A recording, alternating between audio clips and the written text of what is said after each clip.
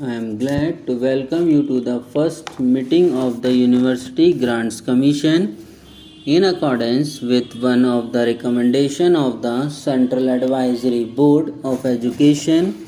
The Government of India decided in 1945 to set up a University Grants Committee. The functions of this committee were confined to the three central universities and it was only an advisory body.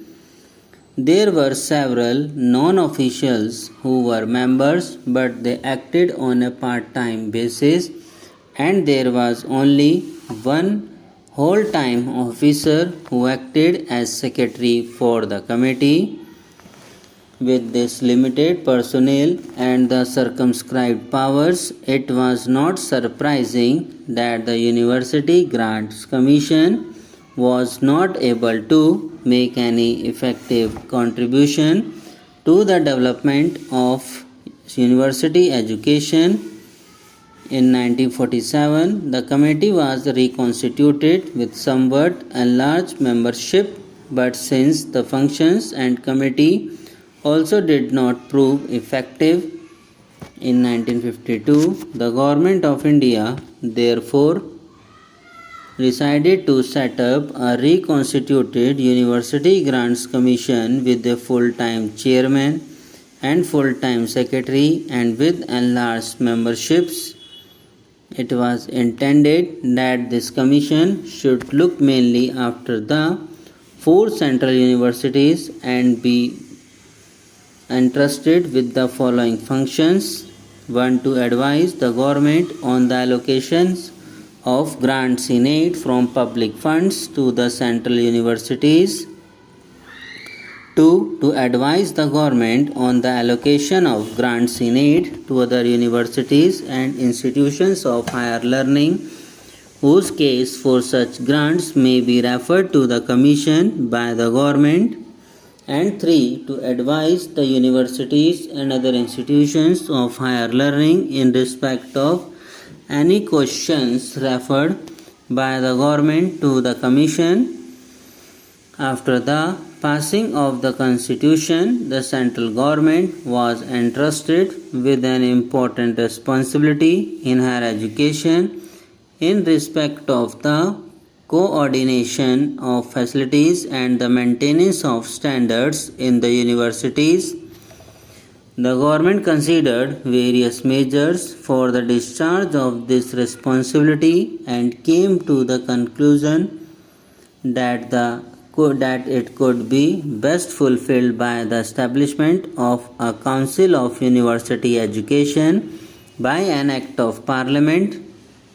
A draft bill to set up a Council of University Education was accordingly prepared and circulated to the universities in order to secure the largest possible support and cooperation from them. The draft bill was considered by the Inter-University Board, which agreed with the object of the bill as such. The government accepted this recommendation as it itself felt that a properly constituted University Grants Commission with enlarged powers and functions could discharge these duties more effectively. This also appeared to be in consonance with the recommendations of the University Education Commission. In its report, the Commission had recommended that a University Grants Commission on the lines of the University Grants Commission in Great Britain should be set up as early as possible. The Scientific Manpower Committee had also recommended the provision of generous grants for the development of postgraduate facilities in the universities. The government had accepted these recommendations in principle, but on account of financial stringency, no action could be taken on them at the time. After the acceptance of the 5-year plan, it was known that some funds had been provided for the improvement of university education, and the Ministry of Education considered the time appropriate for the establishment of a University Grants Commission. Further discussions have been held by the government to increase the quantum of these funds, particularly in view of the fact that the University Grants Commission would have to deal not merely with the 4 central universities but all the universities of India. I am happy to announce that we are now in a position to establish a statutory University Grants Commission with larger funds to look after all universities, and this commission will also serve as an instrument of university reform. A draft bill has been prepared and it is hoped that this will be presented to Parliament at an early date. The consideration of the bill by Parliament and its enactment is likely to take some time. The government, however, felt that in view of the growing problems of the universities, immediate action was needed. It has therefore considered it desirable to set up a University Grants Commission in accordance with the resolution of November last and allow it to start functioning immediately. This commission will consist of 5 members and have one person as chairman.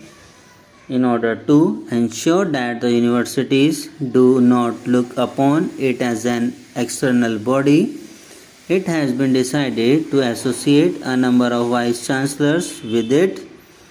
I am sure you will all agree that this is a momentous decision and will have far-reaching influence on the development of university education in India. I therefore want to that the importance of this step and the result which we hope to attain through this commission should be properly appreciated by the people at large. The first thing I want to make clear is that the commission will be fully free and work independently. I am glad to welcome you to the first meeting of the University Grants Commission in accordance with one of the recommendation of the Central Advisory Board of Education. The Government of India decided in 1945 to set up a University Grants Committee. The functions of this committee were confined to the 3 central universities. Subscribe now and press the bell icon. Never miss an update.